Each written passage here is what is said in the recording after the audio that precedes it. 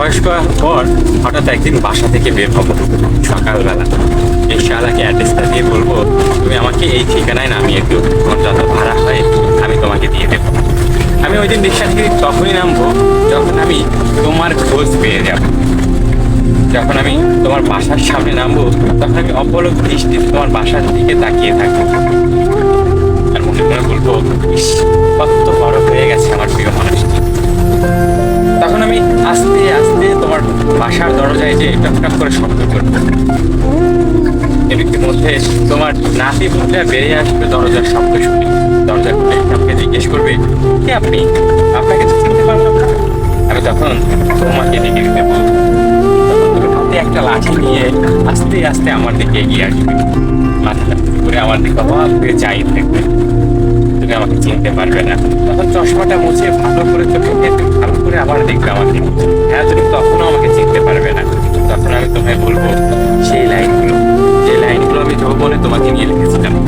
স্বার্থপর চেনো, না চিনলে আমাকে দেখো, আমাকে চেনো। রোজ সকালে তোমার মুখে হাসি দেখতে চাই, রাস্তা খাই, পান্ডা খাই, চোখে পানি দেখলে মাথা নষ্ট হয়ে যায়, মনে চায় গোটা পৃথিবীটাকে পেটাই। তখন তুমি আমাকে সঙ্গে সঙ্গে চিনতে বলবে।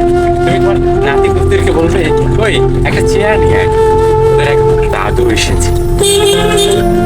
তারপর আমি চেয়ারে বসবো, আমার সামনে তুমিও বসবে, গল্প করবো, চা দিবে, চা খাবো। তবে সেই গল্পটা আর ভালোবাসার গল্প থাকবে না। গল্পটা হবে, কেমন আছো, কি করেছো, সংসার কেমন আছে, বাচ্চা কাচ্চা কেমন আছে। সেদিন আমি একটি বারের জন্যও তোমাকে জিজ্ঞেস করবো না, আচ্ছা তুমি কি আমাকে ভুলে গেছো, তুমি কি আমাকে এখনো মনে রেখেছো। এই কথা আমি একটা বারের জন্য জিজ্ঞেস করবো না।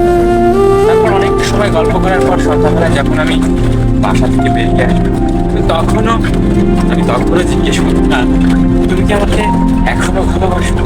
আমি বাসা থেকে বের করার সময় যদি তোমার চোখে মনে জল টলমল করে, তখন আমি বুঝে নেব তুমি আমাকে এখনো ভালোবাসো। আর আমি ভালোবাসি কিনা সেটা জিজ্ঞেস করতে হবে না।